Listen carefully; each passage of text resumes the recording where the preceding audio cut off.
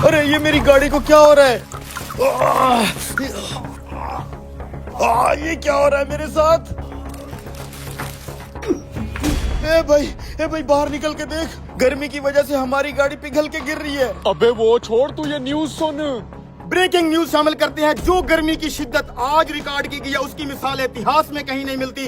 गर्मी की वजह से ट्रैफिक लाइट्स पिघल चुकी हैं, डस्टबिन पिघल चुकी हैं, गाड़ियों के टायर फट चुके हैं, लोगों में अफरा तफरी का माहौल है। इमरजेंसी नाफिज कर दी गई है। आवाम से इल्तमास है कि बिला जरूरत अपने घरों से बाहर बिल्कुल ना निकलें। अरे यार ये सब क्या हो रहा है? अब हम सब बाहर कैसे निकलेंगे? मुझे एक जरूरी काम भी है, मेरा जाना बहुत जरूरी है। अबे तू पागल हो गया? बाहर सूरज आग बरसा रहा है, आग। बाहर जाना खतरे से खाली नहीं है। लेकिन यार अगर मैं बाहर ना गया तो मेरा बहुत बड़ा नुकसान हो जाएगा। अब मैं क्या करूं? अच्छा 1 मिनट रुक, ये छाता लेके जा, इससे कुछ न कुछ बचत हो जाएगी। और धूप से जरा बच के रहना। हाँ तू सही कह रहा है, शायद ये छाता थोड़ा धूप को रोक ले। हाँ इस छतरी की मदद से देखता हूँ बाहर की क्या सिचुएशन है। एक बार चेक तो करूं सूरज की तपिश कम हुई है कि नहीं। ये सूरज तो चेहरा जला रहा है यार, जल्दी से आगे निकल जाता हूँ, ये ना छाते में ही आग लग जाए। ऐसा लग रहा है जैसे किसी जहन्नुम में आ गया हूँ। ये क्या? ये बाहर क्या हो रहा है चाचा मजीद? जो सोलर प्लेट सूरज की हीट पे चलती है, जिसको जरूरत ही धूप की होती है, वो ये धूप की वजह से पिघल के जमीन पे कैसे गिर रही है? बेटा ये सब अल्लाह का कहर है।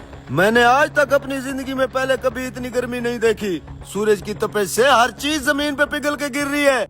अल्लाह खैर करेगा चाचा, लेकिन जरूर इस मसले का कोई हल तो होगा। आज अगर इस मसले का हल ना ढूंढा तो इस गर्मी से सब खत्म हो जाएगा।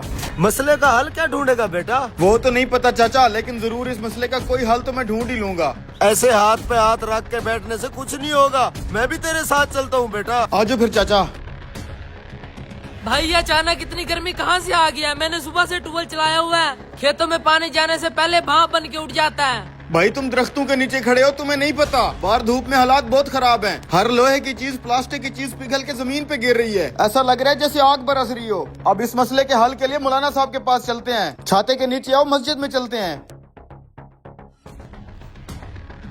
इमाम साहब बाहर के हालात तो आपने भी सुन और देख लिए होंगे, कहीं हम पर अल्लाह का अजाब तो नहीं आ रहा? इतनी गर्मी है कि हर चीज पिघल के गिर रही है। पूरे मुल्क में अफरा तफरी मची हुई है। इस शदीद गर्मी की वजह से लोग अपने घरों से बाहर नहीं निकल पा रहे, ना ही कोई कारोबार कर पा रहे हैं। अब आप ही इसका कोई हल बताएं। इंसान कितना खुदगर्ज है, सारी जिंदगी गफलत में गुजार देता है, थोड़ी सी सख्ती आने पे चलाने लगता है। हालांकि ये सब कुछ जो बाहर हो रहा है हम इंसानों को ही किया जा रहा है। वो कैसे मौलाना साहब?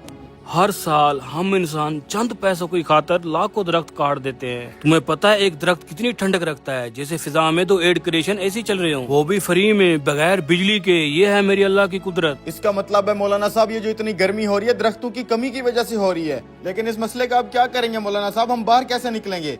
इस मसले का एक ही हल है, जल्द से जल्द जितने भी दरख्त लगाओगे उतना ही जल्दी ये गर्मी कम होगी। मौलाना साहब हम अपने हिस्से का दरख्त तो लगा लें, लेकिन हम लोगों से कैसे लगवाएंगे? बेटा तुम अपने हिस्से का दरख्त लगाओ, बाकी सब लोग भी जरूर लगाएंगे।